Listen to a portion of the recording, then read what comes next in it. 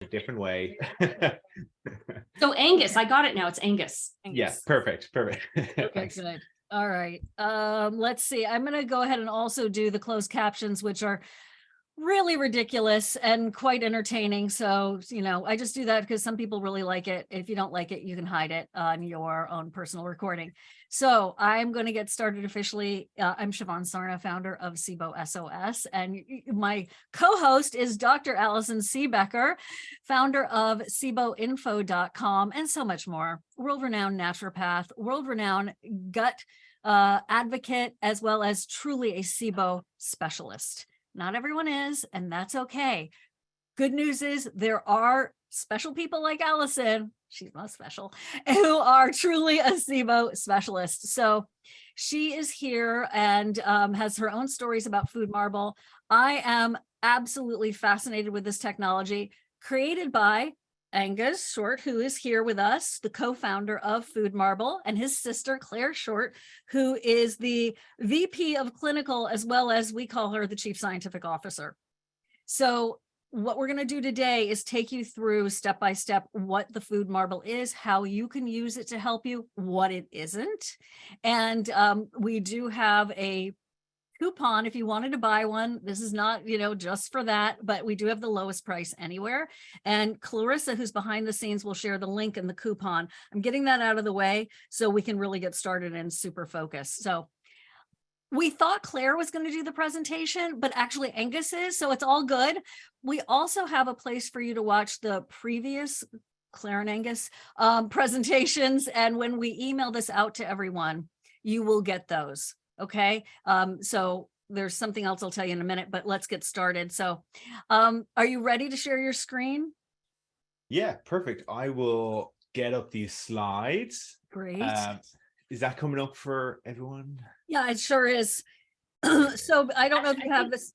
I'm so sorry. I think Clarissa might have the wrong code there. I think it's SIBO 16. Correct. That is the correct code. Meaning Allison's right. So we will make sure that's right. This little device, guys and gals, is a phenomena. It is an amazing advancement in personal data.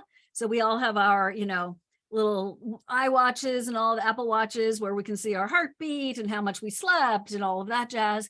So this is fascinating and it is a real breakthrough. So Angus, go ahead, but also please make sure you tell us how this got started. This craziness got started.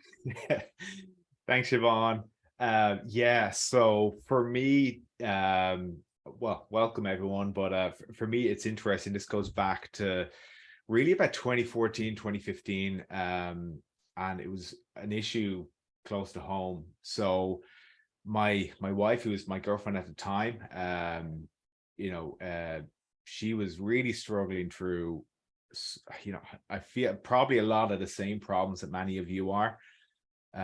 She'd gone to, between her family physician, or gastroenterologist, dietitians, she's gone to plenty of people. And at that time, things maybe weren't quite so advanced. So the low FODMAP diet didn't quite, was just emerging, I guess. And, but, like now and still, I mean, she had so many challenges getting the help she needed. And, I think it was like, I think the trigger was like, she'd finished this medication and she was feeling terrible. She was feeling much worse than she felt without the medication. And that prompted me to say, okay, well, what can we do here? That's when, I did some research. I just finished a PhD in electrical engineering. So I had access to the research literature, and that's when I came across breath analysis. And in a way, at that time, it would, the breath analysis technology was based on these benchtop devices, kind of like the size of a toaster oven, if you can imagine that. And they're still here today. But I could see also from what I knew from my engineering that you could build a much smaller, much more compact device, because the sensor technology that underlies breath testing has advanced so much. So I felt, okay, I'm going to make a prototype device to try with Grace, my wife, and And I did, and even though it was really basic, and it was kind of like, it's just a thing, like, lots of wires, and it was pretty basic, but you could start to see when she ate something and it wasn't being, fully digested, you'd start to see that the levels were going up. So what we were measuring was going up, and when, if she'd eat something that was digesting okay, you weren't seeing those increases in the levels being measured. So that started a journey over the last number of years, where I got a team together and we did lots and lots of research on how to design and manufacture a really great breath test device. So it's been a long road, but we launched our first device back in 2018. It's kind of the end of 2018, and since then there's over almost 40,000 devices out there. Wow. But this is what you see here. This is the second generation device. We just launched it this year. We've gotten lots of really good feedback from people. But this is ever evolving. So both on it works with an app, and the app is changing all the time. So we've got lots of new features we're bringing in, and I'll share some of that later. But also the device itself. So this, we're kind of bringing in new features over time, which we can supply to people as kind of updates, so we can kind of change the device in little ways. So yeah, we're really open to feedback. So if you do have a device, we'd love to hear more. But okay, and that's the Air 2. Okay, and so go ahead and then start with your presentation, Angus. We really appreciate you. Yeah, let's go. I really appreciate your story. I just have to say, as we are, two women right here who have SIBO our whole lives, and to hear about, you as a husband, trying to create a breath test machine to help your wife with this, it's really, you're pretty great. Thanks very much. Thanks for that from all of us suffering. And you'll need to say that to my wife. No, she's appreciative too. But it's once I got started with this, you get to see just how many people are affected. Even we were on an accelerator program with some other companies, and we'd be presenting to other people, and after the presentation, people would say, oh, you know what, I actually have a lot of digestive issues and I never really talked about it, but it's such a widespread issue, and that feeds into the mission here, what we're trying to do. Both IBS and SIBO and the really interrelated conditions, we're really trying to help this group of people who aren't that well served right now by the healthcare system. And so in some cases, there's lots of great doctors out there, but in some cases people can't get what they need. And this is a device that can be used with your doctor as well. So we like to facilitate that also. So please get in touch if you'd like to make that connection. But yeah, it's really to enable people to use data to drive decisions around, okay, what foods they eat, trying to understand their symptoms, all of that stuff. Since it's a device that can be used as much as you want, so it can be reused again and again. There's not some there's not some thing you need to keep purchasing to keep using the device. It's a one-time purchase. A lot of people here don't even know what it is, Angus. So I want to keep going so we can explain some of those basics to people. Yeah. So I've actually got a device in my hand, and it's a very small device. Can you stop sharing your screen then? Because you might be picture in picture for some people. Yeah. Let me stop sharing for a second. So am I kind of coming up for people? I think so. Yep. Yeah. So it's a very small device. There's a mouthpiece in the front here, which you can take off and you can clean, but effectively you're breathing in here, and we've basically got an array of sensors along here. So there's all these sensors in here, and they're measuring certain gases on the breath. So it can measure, in this case, it's hydrogen and methane gas on the breath, and that's being produced by your gut bacteria. And I'll give much more detail on that now in a second, but for right now, it's a device. You can reuse it. You can charge it on the side.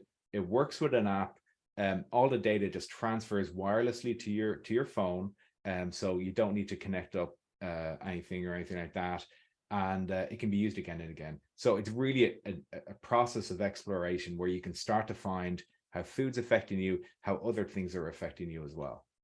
So I'll start the screen share again. Okay.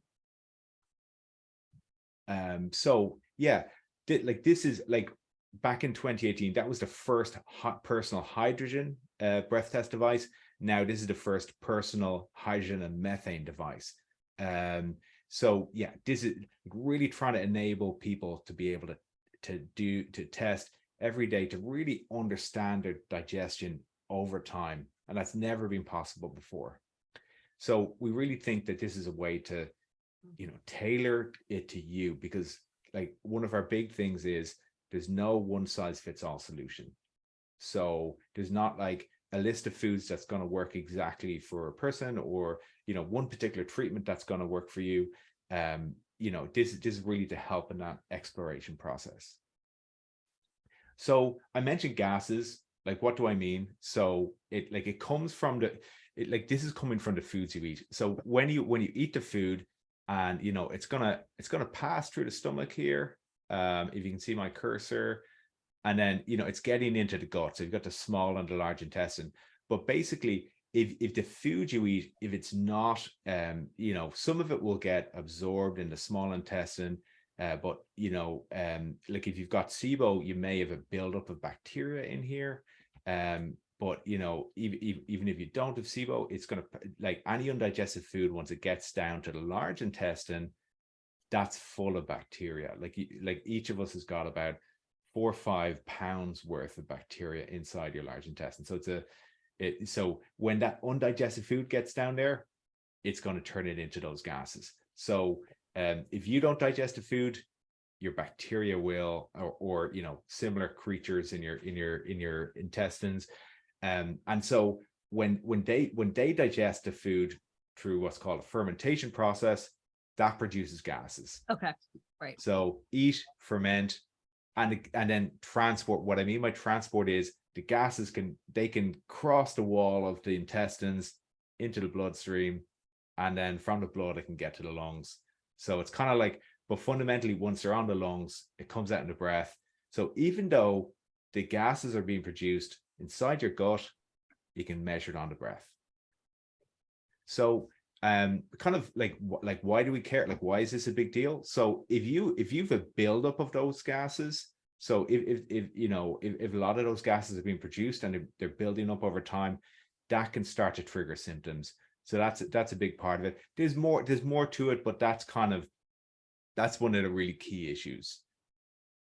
So you may or may not have heard of these terms, SIBO and EMO. They're kind of similar, but the idea is that SIBO is where you're talking about bacteria that's in your gut, in your small intestine.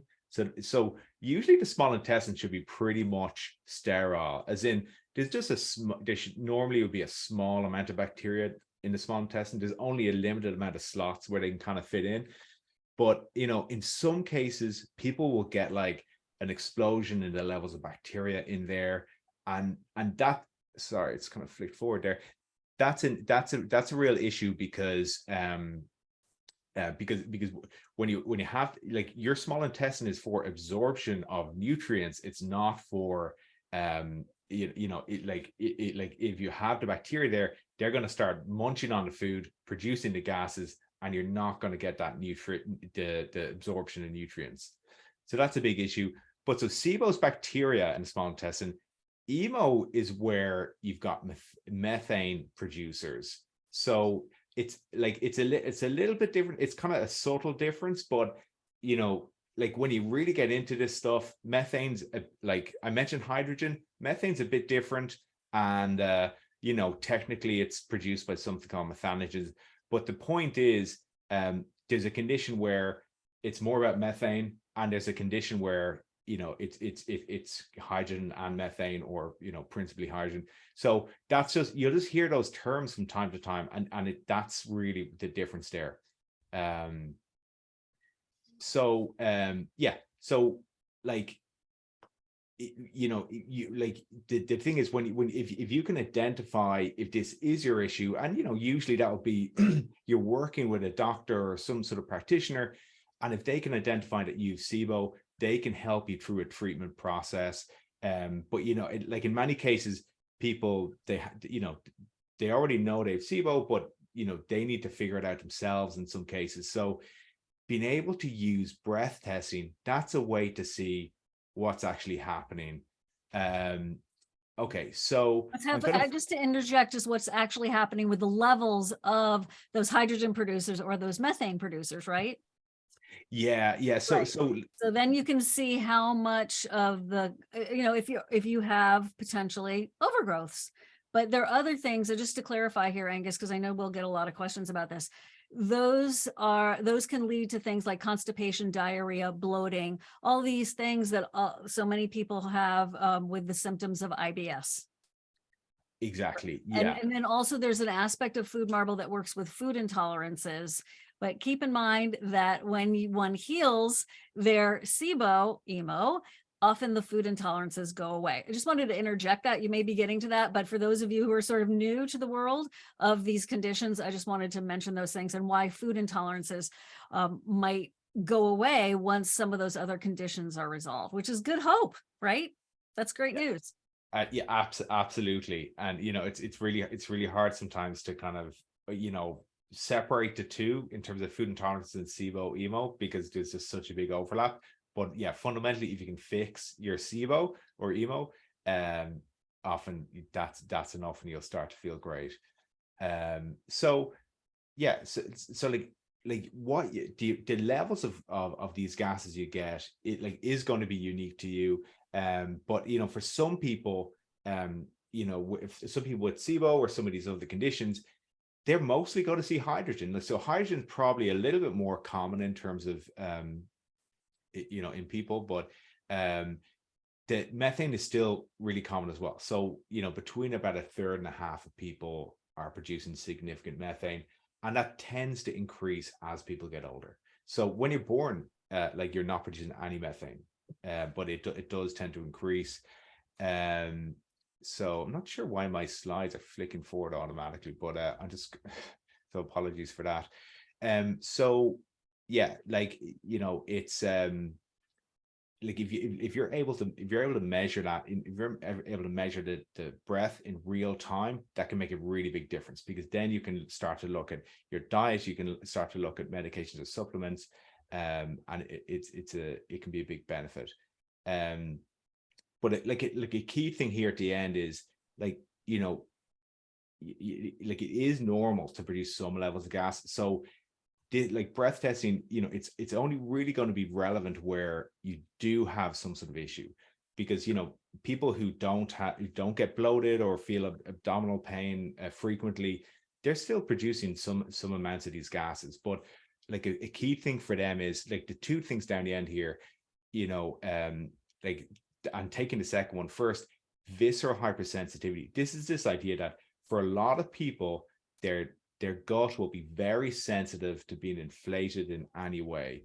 So so when they get that buildup of gases over the day, they'll feel pain quite easily. So this is kind of an idea that can help sometimes, because often people will feel unwell towards the end of the day, but it's actually where there's been a buildup over the day. So so that's kind of why, like, symptoms are sometimes not a great guide to how you're going to feel. So you might eat something for breakfast, and even though kind of your breath levels might go up, you're not going to feel any symptoms. You like say maybe eat something later, maybe for lunch, and there's a significant amount of FODMAPs, or some of these by FODMAPs I mean these kind of foods that will tend to cause gas production. Like if you eat enough, then you might hit a symptom threshold. So the point is, below a certain level, you're not necessarily going to feel any symptoms. But the cool thing is you will tend to see the gases. So even below your symptom threshold, you're starting to see some gas production. So yeah, so when you're kind of looking at, when you're able to do, because up to now, like previously, if you were doing testing, you would only do a test in the morning, a fasting test, usually kind of in a doctor's office. Sometimes it could be done from the home, but basically you're doing a fasting breath test, and that's the traditional way the breath testing was done. But if you can test it in real time, it really can, it's a game changer in being able to kind of see, how you're responding to foods you actually eat. So you're getting to see like using the breath readings as a biomarker. And so, yeah, like that really enables personalization of treatment. So you can do things like establishing like what are your normal levels, and then you can see how they change over time. So often with people with SIBO or EMO, for example, their levels are really high, and what they're trying to do is bring them down over time. So it might be their hydrogen levels are very high, or it might be their methane levels are very high, and they want to bring them down. So this is just a quick slide on a trial a trial we did over at Johns Hopkins. Our device was used in it, but this was for people with SIBO. And there's a lot of stuff on here, but if you just look at the 4 squares here, this is basically the amount of hydrogen that was being produced by, first of all, healthy. So the black square is healthy individuals. The green one is people who were suspected of SIBO before they were treated. So you see that it's higher. So this means that like the kind of average levels are about 20 for people who were suspected of SIBO. For healthy, it was more like 10. So we see that a lot, where people with SIBO will tend to have higher levels. Now, what's interesting is, like, this had never really been explored too much, but during the SIBO treatment, so in this case, somebody was taking like typically an antibiotic treatment. So that's a common approach to treating SIBO. What you saw was that the levels for most people, they actually went up initially. So while you were taking the antibiotic, the levels were going up. But then after treatment, they fell back to a lower level, very similar to the healthy level. So that's what you want to see. And that can be like, when you're going through SIBO treatment, that's kind of one of the goals, I suppose. Angus, this is an amazing graph, because it's very validating for clinically what we see during treatment. It's very common during treatment to see people have worse symptoms, and particularly worse bloating, which would mean there's worse gas. I mean, we just say it across the board like it's truth, because it is clinically. And here is the proof in your study. And that lines up with what we've seen as well. And it's great to hear. So yeah, if you're not feeling great during your treatment, don't worry. It will hopefully get better afterwards. So yeah, we've seen that. This is kind of like, to kind of give you an idea, this is one of a newer feature in the app where it can help you record if you're going through a course of medication, like for example, if you're going through a SIBO treatment, you can record it in the app. So I won't go through all the screens, but needless to say, you can search for whatever supplement or medication you're using, and then record it in the app. And you can set reminders as well. So it can be helpful to keep on track your medications. And the cool thing is you'll be able to see in the app where you logged it. So here's where you're seeing, like, it's kind of hard to read, but on these screens, this section here, you can see the medications you've logged, and you can see this is where we've selected a week. And so we can see our breath levels over the week. So that's split up into hydrogen and methane. The lighter color is hydrogen. The kind of darker blue is methane. And then the green, the kind of green columns, they are the meals. So you're seeing how much of the kind of gas producing foods that have been consumed. So that's just a small flavor of the app. Like, it won't all make sense right now, but it will make sense when you're seeing it yourself. But needless to say, you can track your breath levels, you can track what you're eating, and also things like medications, your symptoms, your poop. Like, there's like a poop scale as well. So when you go to the toilet, so you can log it all in there, and it's just a great way of tracking how everything's changing over time.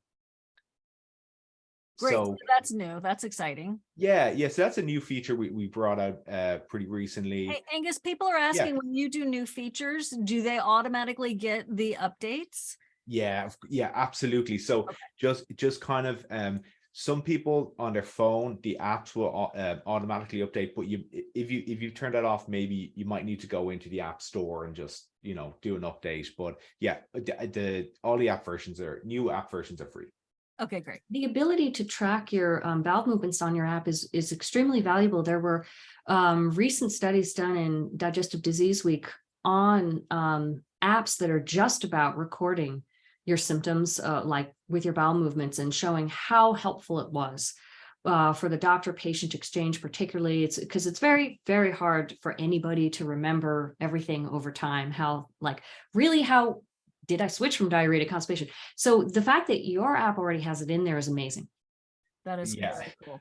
Yeah, it's such a challenge, isn't it? You're going into a doctor's office and then you're trying to recall all this stuff on the spot and when it happened and, you know, what might have, you know, prompted symptoms and so on.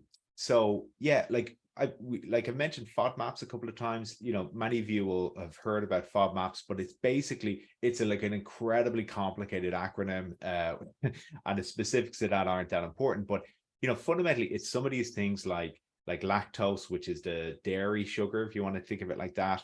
Fructose, like the fruit sugar, so it's in fruit, but it's in lots of processed foods. So fructose is all over the place in terms of foods. Sorbitol is an interesting one that's kind of in a lot of sugar-free things. And then inulin is a big one. So inulin is in wheat, it's in garlic, it's in onions to a degree, and it's in a number of vegetables. But you'll get a lot of inulin, for example, and you know, FOS is really high in onions, but it's in a whole range of different foods, and GOS is in things like beans and legumes. But needless to say, you know, the FODMAPs covers a very broad range of foods, many of which are healthy foods. Like there's nothing wrong with these foods at all, and many of them are very healthy. But the thing is, for you might find that one or more of these FODMAPs, you're just not able to digest it very well. So and like, it's also, these are the foods that will tend to be gas producing. So like the first letter in the acronym is fermentable. So that's probably the most important letter in the the most important word in the acronym. That big F. The big F. The big F word. Yeah. And if you like, this is from a study. I can't remember which study this was from, but you know, a huge amount of people, food is a big trigger of symptoms in IBS, and of course it's a big part of SIBO. And you know, like the kind of why it can be such a big issue is it comes back again to this thing I said, visceral hypersensitivity. It's just where the lining of your gut is a little too sensitive. So this, you know, for you know, it's not fully understood why that occurs for certain people, but they will have a sensitivity in their gut. And it's not necessarily they're more sensitive to pain elsewhere in their body, but in their intestinal tract, they're just a little more sensitive. So, you know, FODMAPs, they don't cause IBS or anything like that, but it's more that they can induce the symptoms. So and that's a really good point. So as you're continuing on, so remember, SIBO diets don't cure SIBO, they manage symptoms. So this is all about in the food intolerance and where the FODMAPs fit in, they are about your symptoms. And so that is if you're brand new to this whole idea, it's very important to see how this piece of the puzzle fits in. And then you're monitoring your food and the symptoms. And we have a question about tracking those supplements. Angus, let's say you had some supplements from the morning and you didn't track them yet, and it's already the afternoon. You can put those in, true or false? Yeah. Okay, you can go back, pick the time, and log it. Great. Yeah, that's right. Right. Good question. And yeah, so kind of like, you know, like we won't go into too much of the science or whatever, but you know, a big part of it is like some of these, they're just poorly absorbed. So for different reasons, some of these FODMAPs, you know, they're supposed to be able to cross the wall of the intestine into the bloodstream, but for different reasons, they either like are absorbed really slowly, or you know, you maybe don't have enough certain enzymes in your gut. So and then some of them cannot be absorbed. So like inulin, for example, it just can't be absorbed. But the problem with inulin, and in fact all of these, is when they get down to the bacteria, or the methogens as well. So, but it's more related to the bacteria. It's almost like crack for those bacteria. Like the bacteria can break that's their ideal food, so they can ferment those, and it just produces all of these gases. So that's the key thing.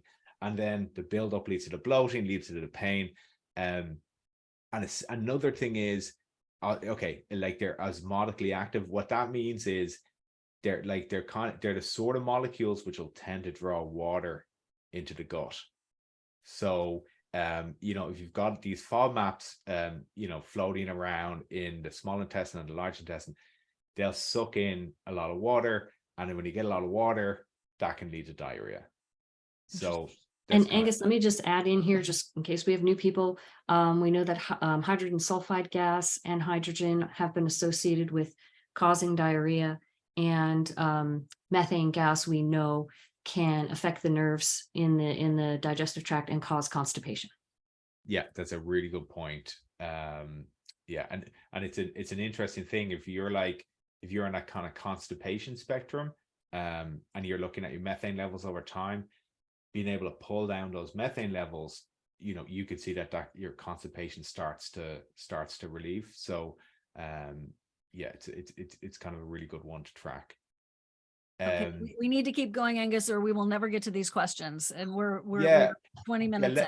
Yeah, let me fly through. So like I mentioned, hydrogen methane is a really objective biomarker, something that's really useful to track. You can do isolated tests. We call them challenges. So you can test with a particular FODMAP, or so you can kind of replicate the typical lab tests, or you can just test day to day. So there's different ways you can do it. And yeah, and so yeah, like I'll flick through, because I know we don't have too much time. So we do have a food intolerance kit you can get, that can be relevant for lots of different people. That's where you're testing the FODMAPs in isolation. So you've got the 4 that I've mentioned, which are pictured here. And so what's cool about these tests is you're doing it in the morning, fasting, so your gut is pretty much empty. So it means that even though you're consuming a decent amount of FODMAPs, it will tend not to induce symptoms. So you're a bit less likely to have any symptoms because you're doing it in a fasting state. So it's up to you. That's an approach you can take. It's quite structured, and that will suit some people. And that information can be used to personalize what we show in the app as well. So just wanted to show that to you. Clarissa, some folks are having to leave. They wanted to get the link again with the coupon code, please, if you can pop that into the chat. Okay. Sorry to interrupt. Kate, go ahead. Yeah, and so something we say to people often, if you've an issue with a FODMAP, often it's just 1 or 2 FODMAPs, so you don't necessarily need to test everything. So in the process, you might want to test 1 or 2. And we also say as well, you generally don't need to cut out FODMAPs completely. If you have a test where it shows that, for example, you have a problem with fructose, you might just need to reduce it down. You don't need to exclude it completely. Lactose is a great example. Even though you're if you're found to be lactose, or be struggling with lactose, you can usually tolerate at least some lactose. So that's just good to know. I'll keep going. Yeah, so this is just some interesting stats we wanted to share. So like I mentioned before, the symptoms can be a poor guide to food triggers. I mentioned the symptom threshold earlier. Here's so we ask in the app, what foods do you think are a problem for you? The most common answer people say is lactose. And you see that all over the place. People comment on that in social media and so on. But actually we find that it's actually the FODMAP that the fewest amount of people actually have a problem with during testing. And no one's heard of sorbitol really. It's not as commonly known, but a lot of people have an issue with sorbitol. So it's just interesting to see the kind of range that you'll tend to see. So yeah, I mean, there's much more we could show on those, but yeah, just wanted to share some of those stats. You know, we've got a really extensive food library, which is growing all the time. We've got over 2,000 foods in there. And I want to share in a sec, we've got a cool feature which actually greatly expands our range of foods. So I think all I need to say here is there's a color coded scale so you can see which foods are high and low and medium in terms of FODMAPs. And yeah, there's loads of data on all the foods. So on the left here, we show the breakdown of the FODMAPs. We also sort of show the breakdown of the micronutrients, or sorry, the macronutrients. So that can be helpful to some people.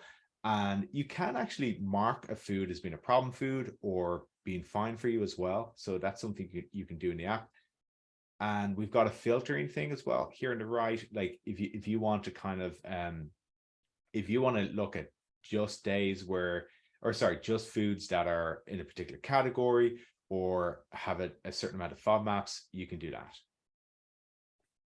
So yeah, so this kind of points to like a feature we've added. So it's really just the US, UK, and Ireland for now, but and Ireland because we're from Ireland, but we'll be expanding that to the rest of the world very soon. I know we have data for Australia, and soon we'll be following up with Canada.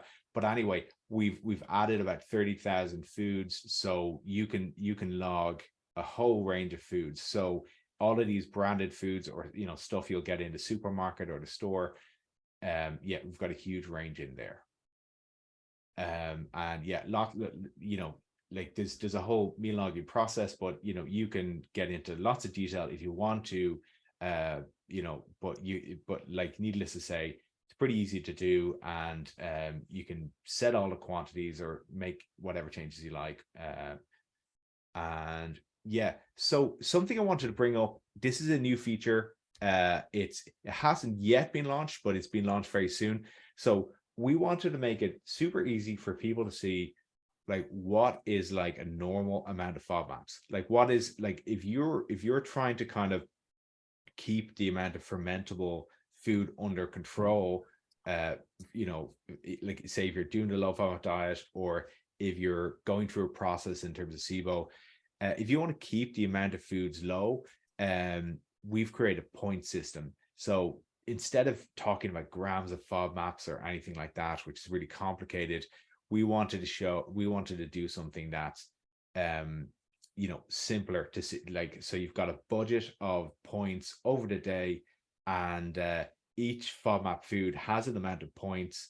And so we get, like, as you log your breakfast, your lunch, your dinner, we'll show you how much points that is altogether. And I'll flick forward here. So you can, like, as you're logging meals, you'll see how much points is in a meal and how they add together. And then back on the home screen, you can like tap on a meal that you've logged, and you can see how much points were in that meal. But basically it's a way to just kind of keep track of how much of those sort of gas producing foods you've eaten.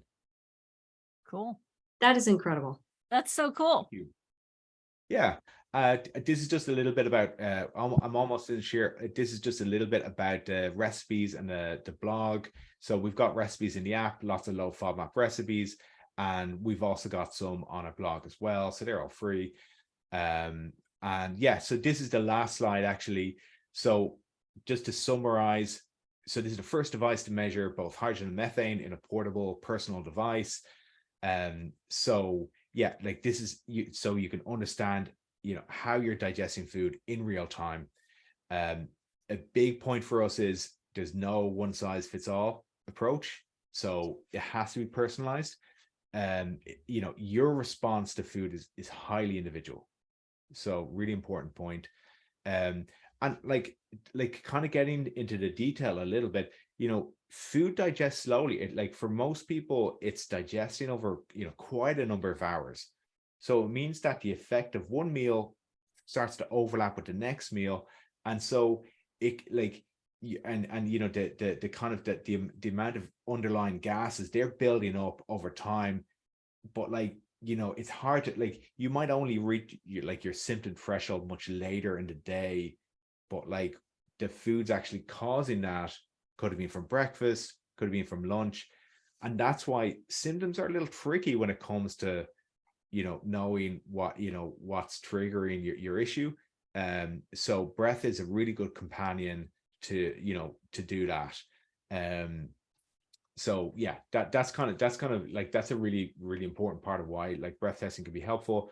And let's not forget, like, if you're going through a process in terms of SIBO, you might be taking certain supplements or medications, and it's just great to be able to see how that, are your levels coming down. And in a lot of cases SIBO will come back, and so it's good to try and figure out what the underlying cause is. But if it does come back, you can start using the device again and track those levels and just get to the bottom of what's actually causing the issue. And therefore you can manage your diet, so you can manage your symptoms. Well, Yes. Angus, we have a lot. Thank you very much for that. Thank you. That we have a lot of people who want to know exactly how to use it. So that's really what I want to. And I know that Claire's answering some questions in the Q&A box. I appreciate that, Claire. So, and then I want to ask you, Allison, about your experience with it. But before we do that, Dr. Seebecker, Angus, tell us exactly 1, 2, 3. Hi, Claire. Hi. Want to do that, one of you, about how to use it. So Well, and Siobhan, hold on a second. Do you mean for just taking a sample while you're eating, or do you mean to do a SIBO test? both. I mean, people are literally just, they're like, okay, it's a little black box. What's the timing of eating food, blowing in it, a result? Yeah. Let me.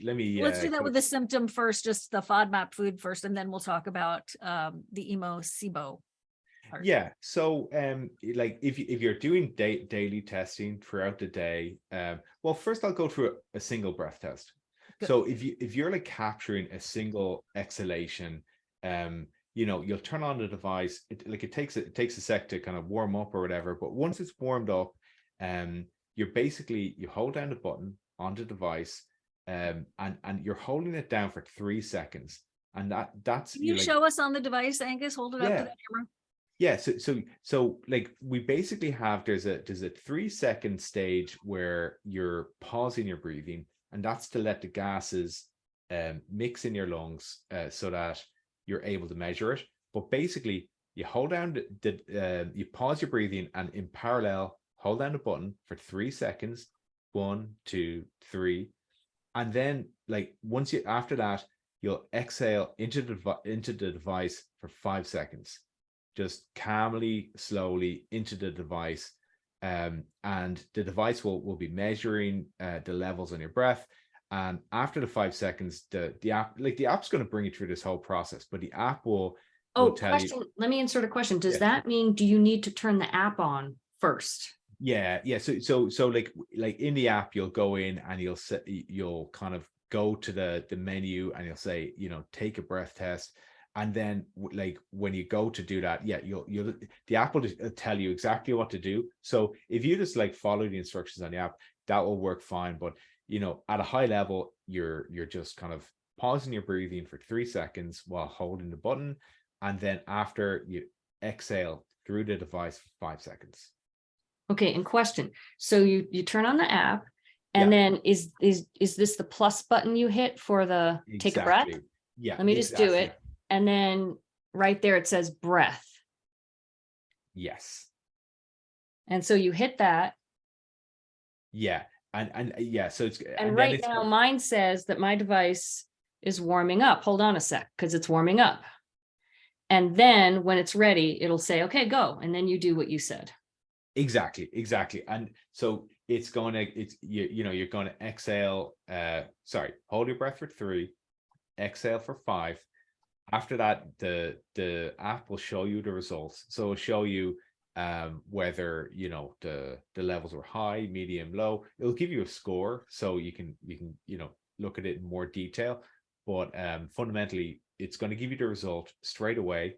And what we say to people, like, it depends on what you're doing, but like for people who are like at an early stage, what we say to people, it can be helpful to take a breath read. Like we say to take a breath reading each hour after you eat. So like you could take 3 after breakfast, 3 after lunch, 3 after dinner. And that like in the first week or whatever, that really helps you kind of get used to how it works. And in many cases, that's a lot of, like, you don't need to take that many breath readings. So like in a lot of cases, people will they might take 3 breath, like they might take 1 breath test after each meal each day, or they might even just take 1 breath test a day. It really depends on what you're trying to do, because if you're monitoring SIBO over the longer term, maybe you just need to take 3 breath tests. Like that's a really common use case. Angus, Yeah. may I interrupt for just a moment? Because Yeah. I saw people saying, how do you breathe? And mine says right now, take a practice breath. So I could just do it right now and show That'd be people. great. Yeah. Okay, let me do it. It says practice breath, and it describes what you do, what you said about holding. So now I'm just going to do it.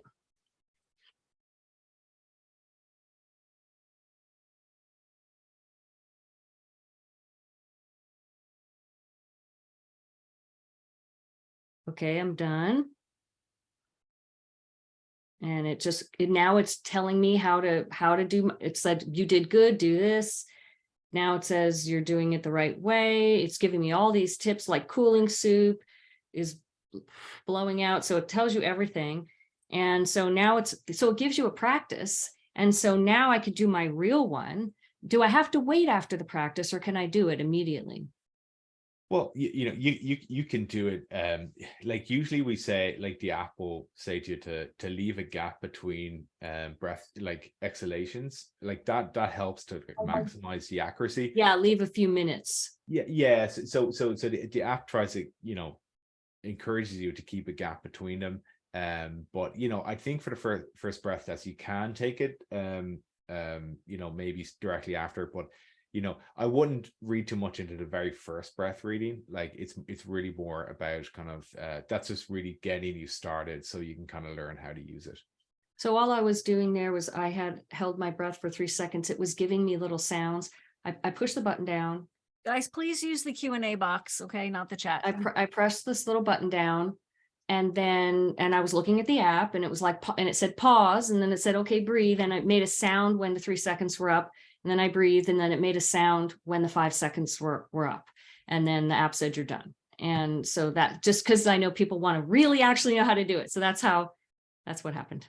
Yeah, that's great. And like we mentioned, so like if you're using it for day-to-day testing, you're just literally kind of going in to take a breath test, just like Alison did. And like I said, that could be, you could do 3 per meal, you could do 3 per day, or like after a while you might just choose to do 1 per day. Like that's totally valid. But yeah, the more tests you do, the more kind of you're going to see the profile over the day. But yeah, it really depends on what stage you are in your process. We mentioned, kind of, if you were doing a SIBO test or an EMO test, typically that's where it depends, but like typically you're consuming something, like it could be glucose, or like a lot of doctors will do it with lactulose, which is it's a particular type of, like in the US it is a prescription thing. So but fundamentally like when you're doing SIBO or EMO testing, you're consuming this it'll usually be in liquid format. So you might have a powder that you mix with water and you drink that. But again, the app brings you through, like if you're doing one of those kind of tests where you're consuming one of those kind of test liquids, the app's going to bring you through the process. But like, to give you a sense of it, you'll be taking like a breath reading every 15 minutes for either 2 hours or 3 hours. So SIBO testing is often 2 hours. 3. We need 3. 3. We have to have 3 for SIBO testing. That's Alison. Sorry to jump in and sound all intense. That's okay. I have strong feelings about this. Yeah. No, I know. It's yeah. So some doctors will do 2, but yeah, we agree. Like doing 3 is better. But yeah. So you're doing the breath test, like an exhalation every 15 minutes. And like, again, the app's going to guide you through the process. So you don't need to kind of note any of this down, and it's really easy. And like The once you've done a couple of breath tests, you'll The app see. for the taking a SIBO test it's called a challenge. That's what you were describing about how you can do a food intolerance challenge with lactose or fructose. And if you're doing a lactulose SIBO breath test, it's underneath challenge in the app. I had to learn that. I've been testing it. That's what they kindly sent me one, and I've been using it and testing it. Allison, we need to move on. So Allison, tell us your experiences with it. I haven't used it yet for daily breath tracking and seeing how I do with foods. For those of you who don't know, I've had SIBO since I was 5. It's chronic. I treat it and I'm in remission most of the times, but then it recurs because that's how chronic SIBO is. Any chronic disease is like that.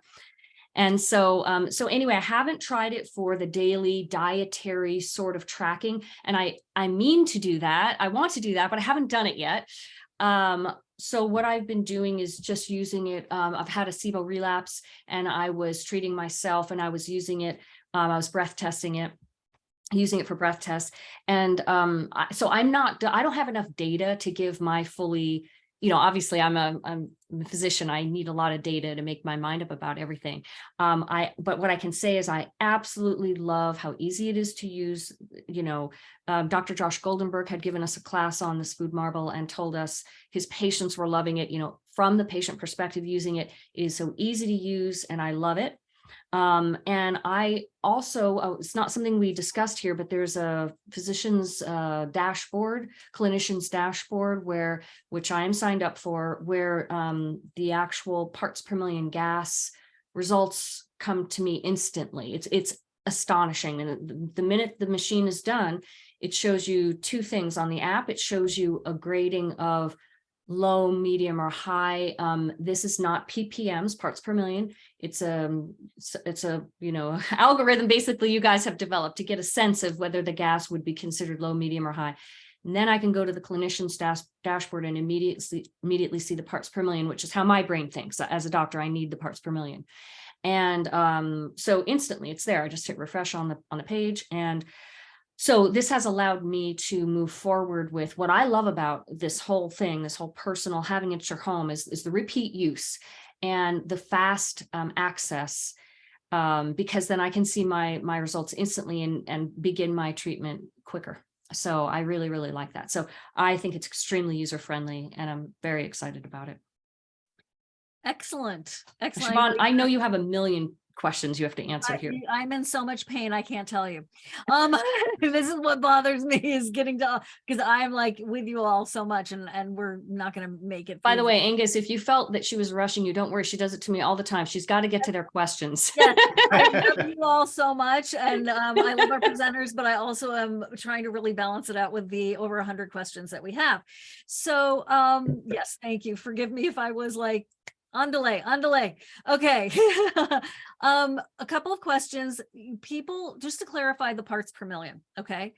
If you're not, correct me if I'm wrong. If I am not working with a practitioner, I'm not going to have access to that dashboard where I get parts per million, but I will have what do I have, Angus or Claire? What do I have? And how can I use that to guide my next bite of food? Yeah, so we provide a fermentation score. So basically we're combining together the hydrogen and the methane into one number. And if you want to, by the way, you can split it out into into separate fermentation scores for hydrogen and methane, because for a lot of people, they might just be interested in tracking the methane levels. So that's totally fine. You can do that in the app. There's a little button you can press to split out the hydrogen from the methane. But fundamentally, it's a 0 to 10 scale. The top third of the scale is high, the bottom third is low, and the middle third is medium. And so we've matched it on our side to the ppm. So for the user, we just want to make it as simple as possible. So we didn't want to make it too intimidating. And also, it is important as well that you want to be working with a clinician if you want to get a diagnosis. So I mean, there's lots of really excellent experts in the SIBO area. They're not always so easy to find. You've got Alison here, but there's a whole range of people We who have a can speakers help. list on our site, and there's Yeah, some ways to get a hold of these folks. yeah. Angus, if people want it says a firmware 3.8, is that the most current version? Oh yeah, so yeah, like yeah, that's like the firmware, that's basically to update your device. So yeah, like that can be useful to just update to the Is latest that the one. latest? Is that the Yeah, latest yeah. question? Okay. I think so, yeah. Okay.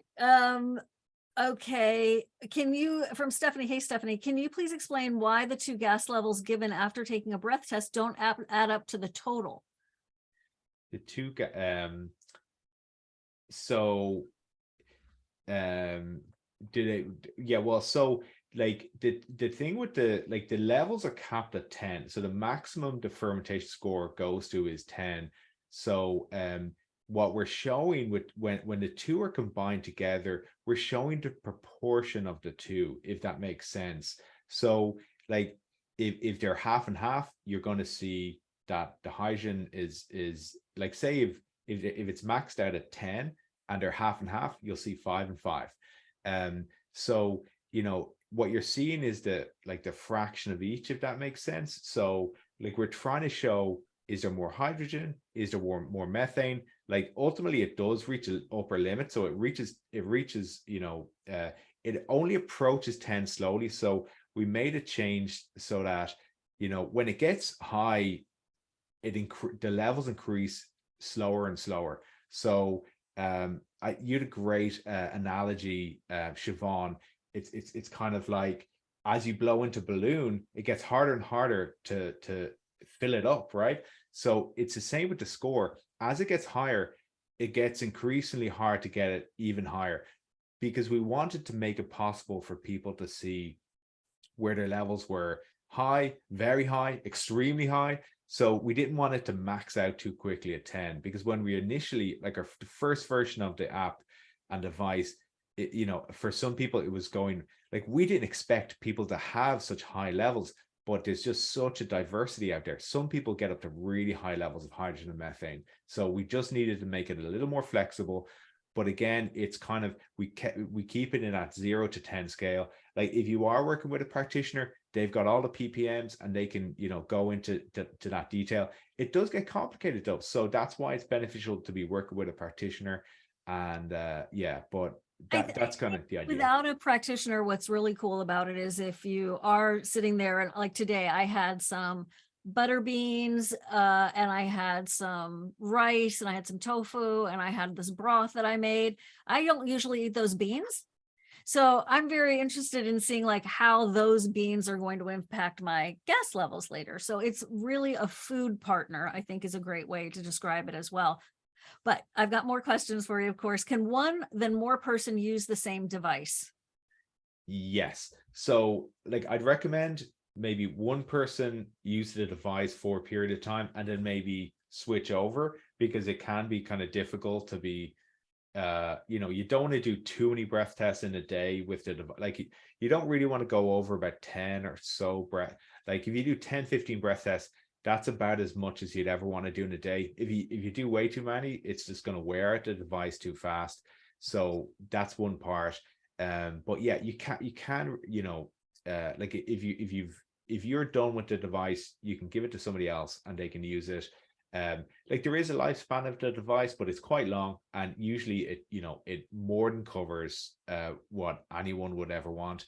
Like you might find it easier just to have your own device, but it is possible to reuse. But you can't use, two people can't use the same device on the same day.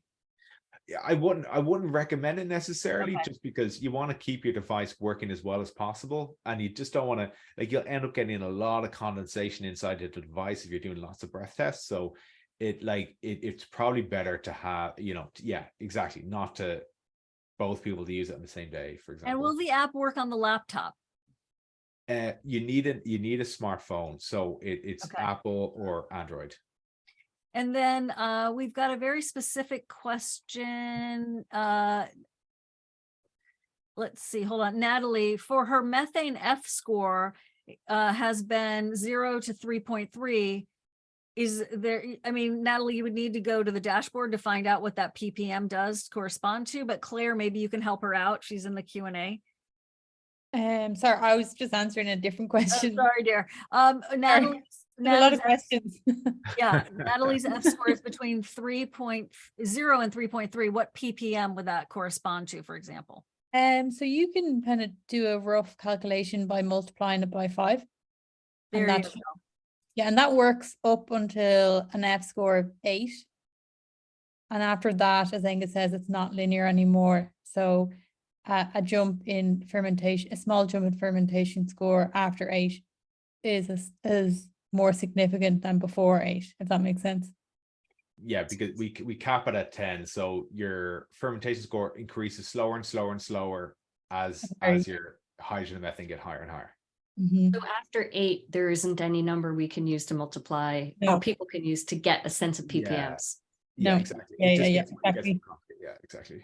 To get more accurate insights with the FoodMarble, would it be helpful to eat things in isolation, like a bunch of sauteed onions by themselves, and then testing as if a challenge and see if the food may be causing increased gases? Repeat with multiple different foods to find out which foods may be the culprit for symptoms. Yes. Yeah. Yes. So we actually have a lot of users that do this, and it works quite well for them. They don't necessarily follow the full preparation diet. But they will fast maybe for 10 to 12 hours in the morning, eat different foods and see the response. And they find out a lot of quite interesting things, because how you respond to food and how you respond to a liquid substrate is quite different sometimes. So it is quite useful, and you can do that in the custom section in the app. Yeah. Go ahead, Aonghos. I was just gonna say, like, yeah, like once you're quite consistent in terms of, like, if you have a big meal the night before, or something like that, or especially if you're drinking the night before, alcohol, like, that's gonna affect your results the next day. So, but if you've a light meal the night before, and you're kind of testing with foods in a fasting state, that's a great way to test. And you can go in, like Alison mentioned, the challenges section. You can do a custom challenge, so you could enter in onions. For this is actually how myself and Grace were using it. Like, we test with, like, we'd fry some onions, like fry up some mushrooms, for example. We test with different foods, and that's a great way to use it once you're consistent. And just be conscious of the amounts, because if you do, like, if it's twice as much of the food, it could be twice as much of the gas, so it might really affect you in terms of symptoms. So yeah, don't overdo it, but like, and just try and be kind of consistent in it, and that's a great way of using the device. What are the air insiders? Oh, go ahead, Claire. It's a group we have on Facebook for any users. So once you order a device, you get access to the group where people talk about their experiences, what they like, what they don't like, all good things. Okay, all right. And Clarissa, are you with me? Can you put the coupon code in and the link, but also the 2 customer service emails, so that because there's no way we're going to answer all of these questions, unfortunately, but was great to get them. Thank you. They're excellent. And thank you to the brother and sister team for this great presentation. That's my pest control company. Sorry, guys. And I hope this helped. Alison, thank you so much for your input and your experience with it. If anyone did decide to make that purchase, simply send us through our link and the coupon and all that. Best coupon, I wrestled with them to get the best coupon price. We do have a presentation that was done by Dr. Josh Goldenberg, who uses the FoodMarble in his practice, and that would be a gift that we would give you if you purchase it today through our link, or over the next, it doesn't have to be today, over the next couple of days. So that's sort of a gift with purchase we like to do, and I wanted to mention that as well. And that was a great presentation, very intense, I will tell you that. It was like awesome, and we were not just down a rabbit hole, we created a rabbit hole city. It was awesome. So for those of you who really want to use it in your practice and you really want to go granular with it, that's a great presentation to add. And that would be our gift to you if you decided to purchase it. So I don't know if Clarissa was able, there she is. Yeah, thanks, Clarissa. Hello FoodMarble. So info at SIBO SOS is just for ordering purposes, not ordering purposes, just for like our stuff. But hello FoodMarble, and then there's another email there, and that is, go ahead, it's clinical, right, Claire? Yeah. clinical@foodmarble.com Okay. or hello@foodmarble.com. Right.com. Okay. Or hello spelled right, at foodmarble.com. I know we didn't get to everybody. I don't think, what about sulfur producing foods? That doesn't really play into anything at this time, does it? I think Not- Alison's probably best place for that, but no, No, we but don't in relation to FoodMarble, in relation to FoodMarble. But yeah, the device isn't testing hydrogen sulfide yet. I know they're working on that, which is wonderful. So in specific, if you're thinking, oh, I'm going to eat a sulfur food and see more hydrogen sulfide gas, which that's not available on FoodMarble yet. Sulfur foods can give people other reactions that aren't having to do with hydrogen sulfide gas. So you could still have symptoms, obviously. And you may still want to follow a low sulfur diet, but that isn't something we'll be able to track on FoodMarble. And is it available in Europe? I mean, like if Yes. they order through, yes, you're in Ireland. So if they order through you, that's the only place to order it. Yes. Is the Yeah, answer. US, Canada, Australia, New Zealand, Europe, UK. And I know you all are doing more and more studies all the time. So just as we wrap up, tell us the state of the union for the studies right now. Yeah, so we did some really interesting data analysis piece of work with some really great clinicians over at Mass General Hospital in Boston. So that's really interesting piece of work. We should have the results out at DDW, which is one of the digestive conferences. We completed our clinical trial at Johns Hopkins, so we hope to have 2 publications coming out for that. One is in review, and one is well, we're still finishing off the paper, but hope to get all that research out there, which will be great, just building on the science in the area. And we've got much more to come. Like we've got some really interesting kind of pilot work that we're doing with some different clinical sites.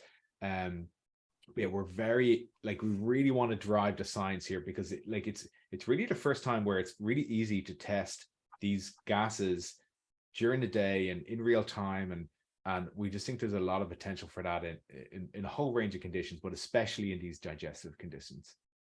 Very cool. And it's Air Insiders. Is that what it's called? One more time. Yep. Air Insiders is the name of the Facebook group, guys. Okay. Thank you. Thank you so much. Thank We you really so much appreciate for you coming and letting us learn about this new wonderful breath test device. Thank you. Picking your Thanks, brain. guys. Love it. Love it. Love it. All right. Cheers. I'm going to hang out with Dr. Siebecker for a second. Bye, Shorts. Talk to you later. Thank you. Bye. Bye-bye. I think it's, bye, Claire. I think it's really exciting. And I think there's a lot of potential. And I think there's a lot of, and I think there's a lot of anxiety and confusion until you get it in your hot little hand. Right? Yeah. So it's like when you're talking about dancing, you aren't gonna really know what dancing is like until you actually go to Arthur Murray Dance Studio and they, you're there with the instructor. And Yeah, I felt like that when I heard Josh's class, which he gave us last summer, about the FoodMarble, and it just all seemed confusing. And then I got mine and the app, and then it was pretty simple. So the app is amazing, really. It really is. It's very straightforward. And the gift that we would be sharing with you all, if you buy the FoodMarble through us, because, it helps us. We get a little bit of doesn't change your price. It gets us support for our work. And it is the Dr. Josh Goldenberg presentation, which was so fantastic. Dr. Siebecker, I forgot to ask them what certifications outside of being an MD and a NP can you use to gain access to the doctor's portal? Jessica, I think it's, quite broad. I don't know if it's I don't think they require you sending a license. I had asked them about that before. I think Josh discussed it in his class, but I think you could just ask and you'll take it from there with them. I don't think they're very limited. I mean, yeah, I don't think you have to show your license. I don't think it's, dietitians, I don't know if it's health coaches. I don't know if it's health coaches. I don't know either. but- They can tell you, they can give you that Exactly. answer. Exactly. All right. Thank you all very much. Listen, this is an exciting time and we've got lots more in store for you this year. Dr. Seebecker and I have great plans for you all in terms of the education coming in hot, as I like to say. So we're all going to get really knowledgeable and take a lot of great action in this new year. And we're very happy and grateful that you're with us. Thanks, Dr. Seebecker. Bye, everybody. Everyone. Thanks, Clarissa. All right.